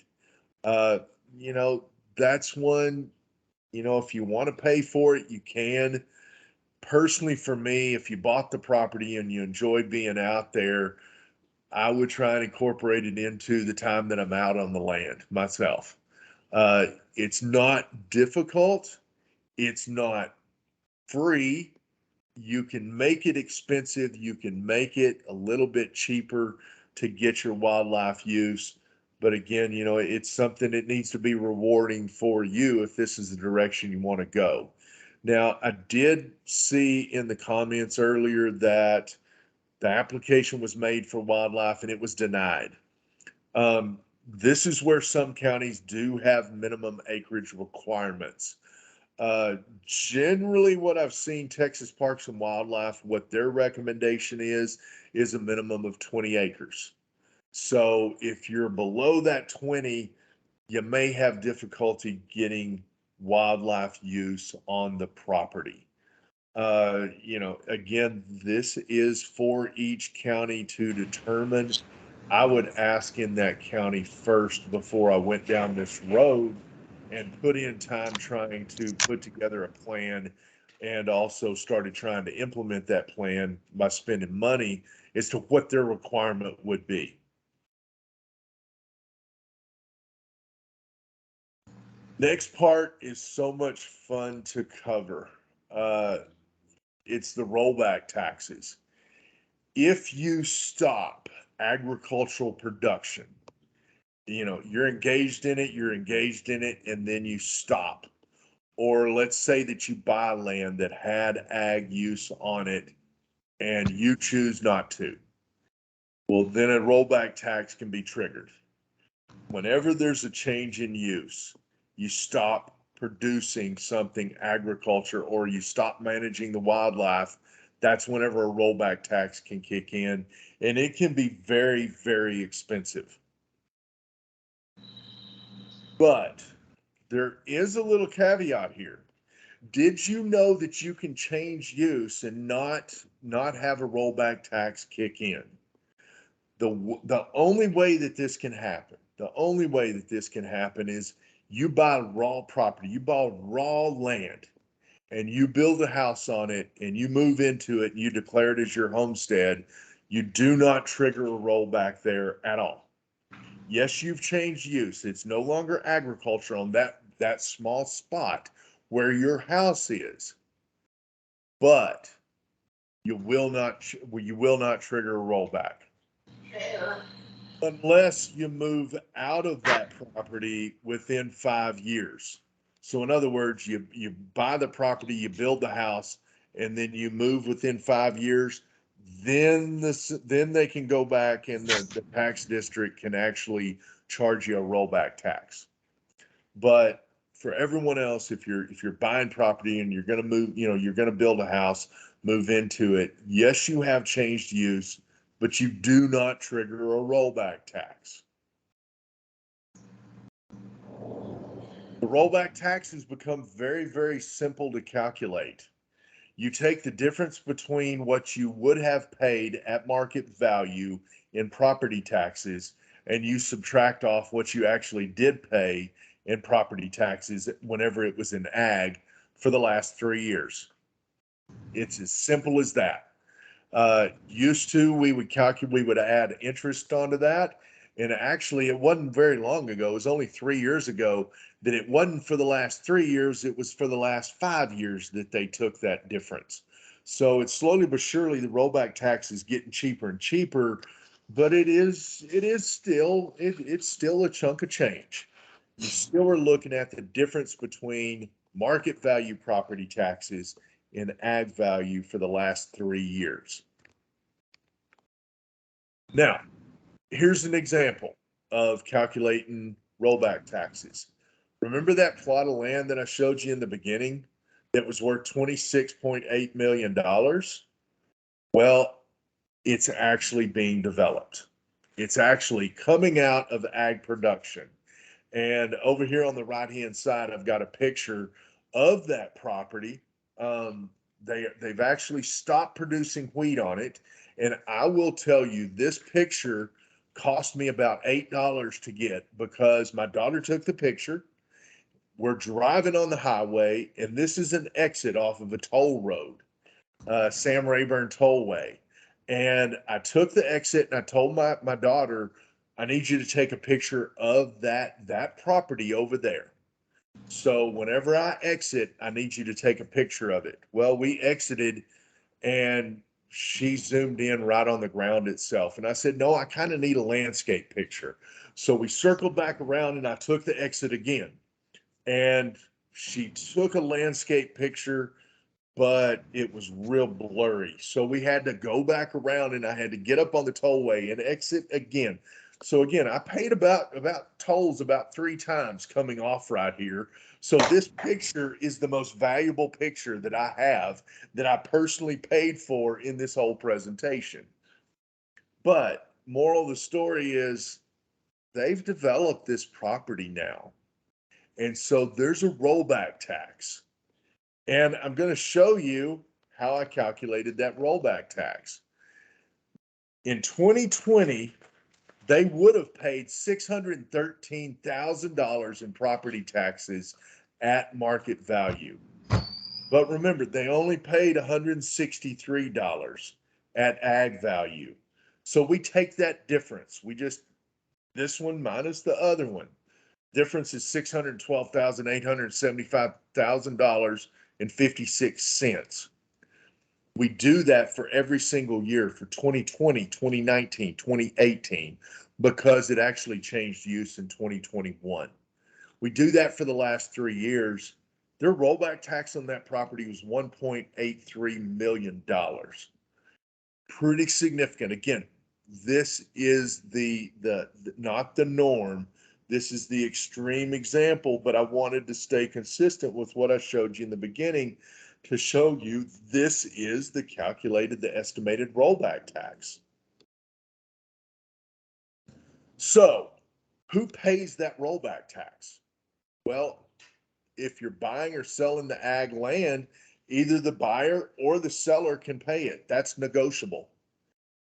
I'm going to tell you, if you own ag property and it's valued at agriculture and you're going to sell it and you're selling it to a developer, make sure that you have a good real estate agent that understands agricultural property and make sure that they understand rollback tax and how to negotiate that. Because trust me, the developer, they do understand it. They do know what's going on and they will try and take advantage of it, because if the buyer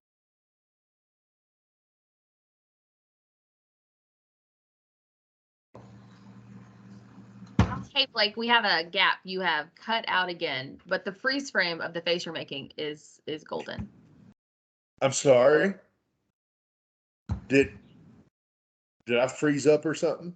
You did. You're Or good was there- now. You're good now. I'm good now. Okay. So again, buyer or seller can pay that property tax. Make sure you get an agent, a real estate agent that understands agricultural and that can negotiate that for you. There's also another one, supplemental market adjustment. We know about rollback taxes, but we don't usually hear about this supplemental market adjustment, even though it's very common with agricultural land. Rollback taxes are calculated based on the last 3 full years of difference between market and ag property.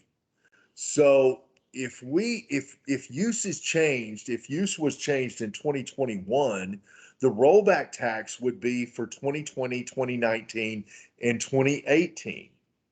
However, what about 2021? We know that it has to be at market value in the year that the use is changed. Well, if the timing's right, you may actually, yes, pay your rollback taxes, but also pay a supplemental market adjustment. Here I'm going to explain why. Here's an example. Let's say that I sell ag land to someone else on July the 1st, 2021. Okay? And they convert it out. They build a shopping mall on my farm that I used to own. Well, rollback taxes are calculated based on the difference between market value and ag value from 2020, 2019, and 2018. But it's July 1st. I've already paid the property taxes based on the ag value for the entire year of 2021. whenever this happens, a supplemental market adjustment bill could be sent out. Problem is, the tax office, they don't update to a new owner's name until January 1st of the next year. So I've already paid the taxes. I've already sold the land. July the 1st, I sold it. And whoever bought it, well, they said, you know what? I'll pay the rollback taxes. But then the tax office is going to send out that bill, and they're going to send it out to the person who owned the property January 1st of 2021. So in the words of Garth Brooks, you think you know what's coming. Well, you're right. If a supplemental market adjustment is billed, or if it's required, the tax district is going to send that bill to the owner of record January 1st, 2021. That would have been me. I got to then call that person that bought that property. And I've got to say, look, you paid the rollback tax. It's probably only right that you pay this supplemental market adjustment. They may say, you know what? You're the one who has your name on the bill. So you ought to pay that. I'm not going to. The deal's already done. So solution here, if you're going to be selling ag property, and if it's negotiated who's going to pay the rollback tax, also include language in the contract who's going to pay that supplemental market adjustment. Again, this happens a lot in agriculture. Anytime there's a rollback, you stand the opportunity of this happening. And all the supplemental market adjustment does is it just brings up the property taxes in the current year to market value. If the property taxes have not been paid for the current year, you will not get this adjustment. If you've already paid the ag taxes, in other words, it's later in the year, then this can come into play.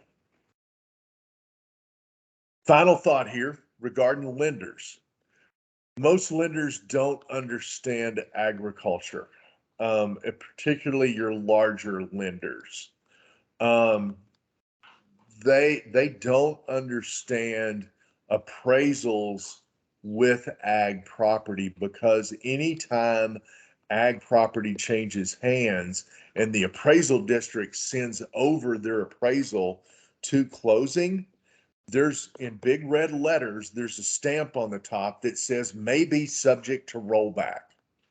Well, the reason that that's there is because the central appraisal district cannot guarantee that the new owner is going to continue to farm the land. Even if it's the biggest farmer in the county that's buying the land, they're still going to have that stamp in the corner that says may be subject to rollback. That's just kind of giving the heads up. Hey, if you don't continue agricultural production, then there's going to be a rollback tax.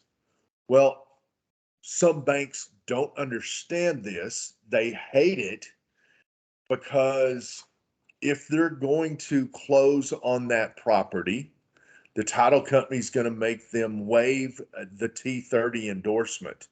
And that is basically the bank saying that there could be a bill in the future in the terms of rollback taxes, but we're okay with that. Don't worry about it. We understand. Not a problem. We understand that. If you're buying property and you're going to keep it in ag, banks don't like to do that. Some of the solutions that some of the bigger banks have given is, well, don't worry about it. Just roll it out of agriculture. And then once you buy it, apply and get it back in. Okay, so let me get this straight. You want me to pay a rollback tax and then immediately apply to get it back into agriculture after I close? Yeah, that's a big no. I'm not going to do that. I cannot tell you how many big banks have lost deals, weeks before closing because of this problem. Potential solution here: get a lender that understands agricultural land notes. Talk to the local lenders. Talk to your county agent. See if they know somebody. Texas Ag Credit is one that they understand this, not a problem. We know that's what goes on. There's a lot of small banks in these smaller towns, particularly in Northeast Texas, where someone's tried to get a lender from one of your big banks and then it's fallen through last minute, and your small hometown bank has come through for you and gotten the deal done. So your lenders need to understand agriculture if you're buying agricultural land. If you're trying to sell agricultural land, ask the questions early. Who their lender's going to be. If their lender's someone that doesn't understand agriculture, then through your real estate agent, tell them, look, can you talk to them, get them to talk to title, make sure that they're going to waive that T30 endorsement. There's not going to be any problems with closing. The last thing you want to do is have ag land that you're trying to sell. You've got all the terms negotiated. You're in the home stretch. You're ready to get your check. And then the deal falls through in the last 2 weeks because the bank just says, no dice, we're not going to do it. Final thought here. Most central appraisal districts, they're very pragmatic. They want to help you. They want things to work out. They want you to communicate with them, but they want you to be straight up honest with them too. Just shoot straight with them. Generally, they're going to help you. They're going to give you good advice. If they don't know the answer, they're going to refer you to the people that they know will know that answer. Generally, county extension agent, they're going to refer you there. They're going to say, look, I don't know enough. Let's talk to the agent. Let's get a plan with them. So my number one thing to say with this, shoot straight with the Central Appraisal District. If you try and snow them and you get away with it,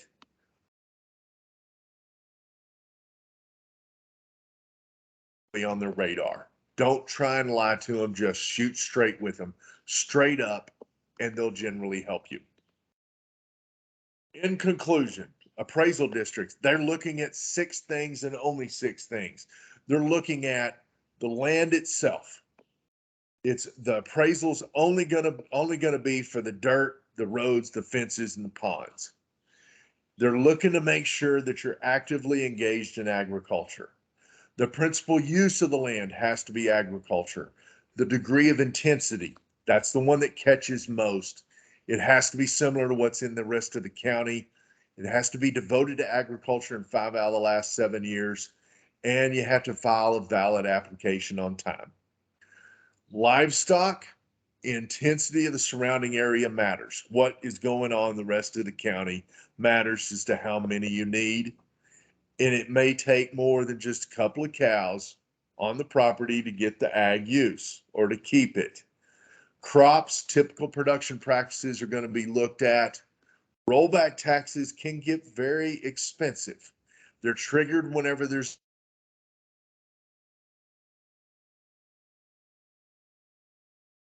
And if you do happen to get a letter about a rollback tax, call them immediately. We own over a section of land in West Texas as a family farm. Now, none of us are out there anymore. We've all moved to this side of the state, but we still lease it out for raising crops and also for livestock. Well, the Central Appraisal District out in West Texas sent me a letter that said rollback taxes will be incurred this year because we don't see any production. And so I called the appraisal district and I asked for the appraiser. And I grew up with the appraiser. I went to high school with the appraiser.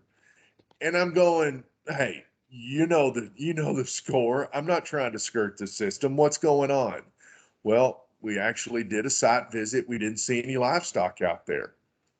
And I said, well, Joe Dale is the one that is leasing the property from us. He probably has them on another pasture. You know this guy. I mean, you see him every single week whenever you go to church. And they said, look, just tell the guy that's leasing the property, tell Joe Dale to come in and talk to us and just tell us what's going on. He came in, said, look, yeah, I've got them over on Mama's place. I mean, I had to move them because of the drought. All right, not a problem. Will you sign a letter that says that, yeah, you've had cattle on there and you've just moved them? Yep, absolutely. Not a problem. Sign the letter right there. They wrote me another one and said, don't worry about it. Yes, you're going to keep your ag use. Respond if you get that rollback and you're not expecting it, is my moral there. And it can happen to anyone. I mean, anyone can get that letter.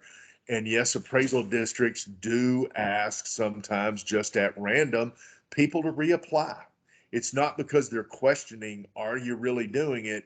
It's just your name got called. It's just like jury duty. Your name got called. And so, we're just asking you to reapply. If you buy land, you will have to apply to change it over to your name. Other issues that do go on, yes, I've seen lenders cause some problems whenever you're trying to buy ag land. Get a lender that does understand agriculture.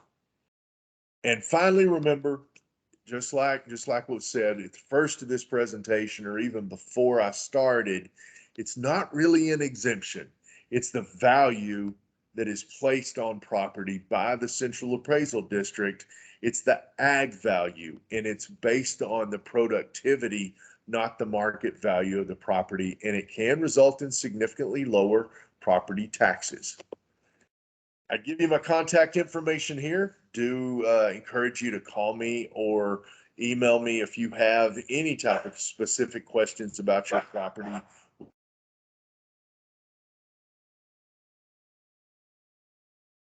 And they will know how to get in touch with me if you have any questions into the future. So with that, I am going to try and figure out how I maximize this and stop sharing my screen. You're going to want to hit the same button you hit to start sharing. And we did have one question in the chat, Blake. Michelle wants to know, do rollback taxes apply to land with a timber that's using that timber production as their valuation? Yes, they can. If you stop producing timber and you do not engage in another agricultural activity, then yes.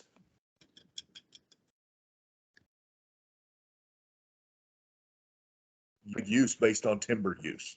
So a rollback tax can apply there as well. Now, a lot of people have asked the question as well is, I just bought some property and they had cows out there and I really don't want to do cows. What can I switch? Or I've tried cows, I don't like them. I want to start doing hay. Can I switch? Yes, you can. Absolutely. You'll just need to keep the Central Appraisal District informed. If you bought new property, of course, you're going to have to fill out a new plan and just tell them, I plan on, producing hay. I know the previous owner had cattle. I'm going to do hay.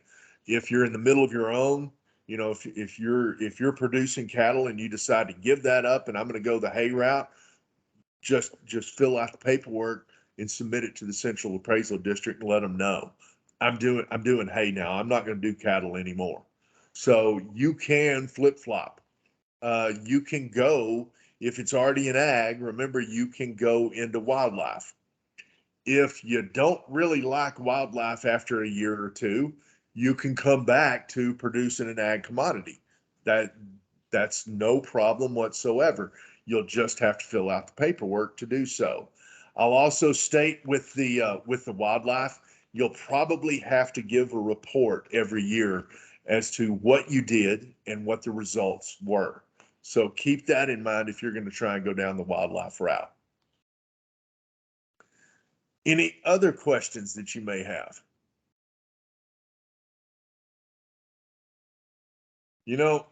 Texas really is, it's the world's your oyster here. I've seen ag production in all forms and in all ways. I've seen something as small as 3 acres grossing $90,000 a year. And no, it was not an illegal crop. Totally legal. They were producing hybrid peppers and hybrid varieties of fresh vegetables that they were picking every single week.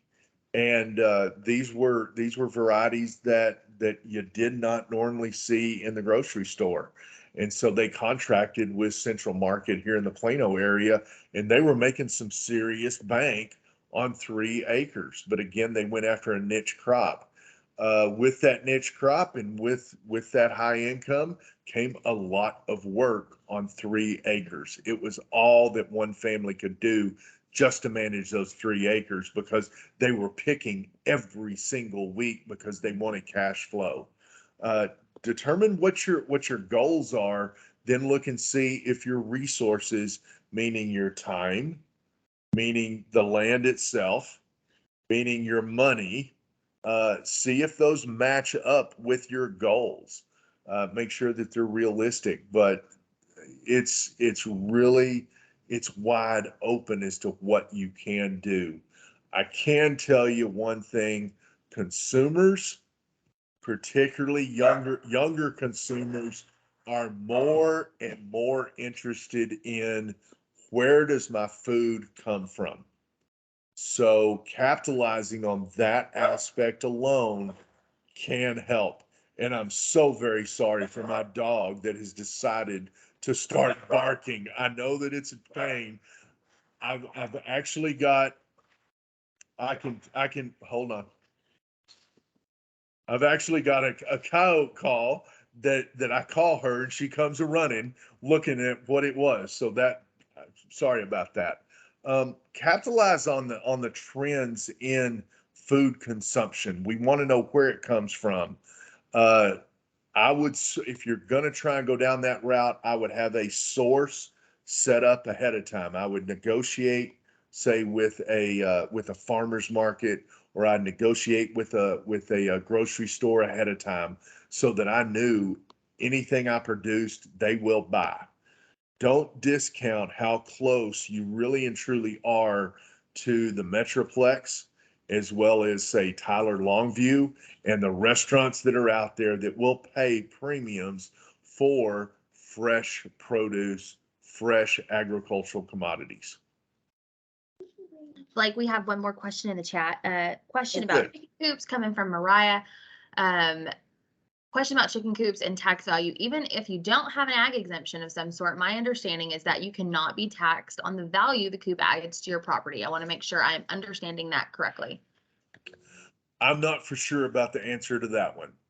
I really don't know.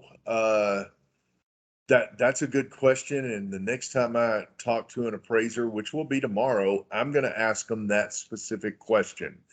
My guess is it depends on which county you're in as to how they're going to do it. But I don't know if on the books, on the law itself, if there's anything that excludes chicken coops. I just don't know.